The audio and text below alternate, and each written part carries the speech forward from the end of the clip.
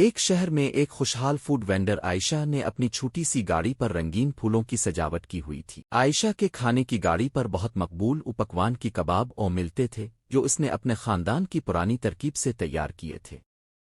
इसके कबाब शहर भर में मशहूर थे।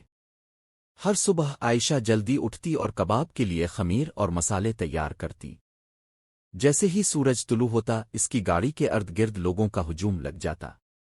दफातर के मुलाजिमीन, स्कूल के बच्चे और सयाह सब उसके कबाब की खुशबू की तरफ खिंचे चले आते। एक दिन एक मशहूर फूड नक्काद ने आयशा की गाड़ी पर आकर कबाब चखे। वो शक में था लेकिन फौरन इसके जायके का गिरविदा हो गया। इसने अपनी रिपोर्ट में लिखा कि ये कबाब खुशी का जायका है।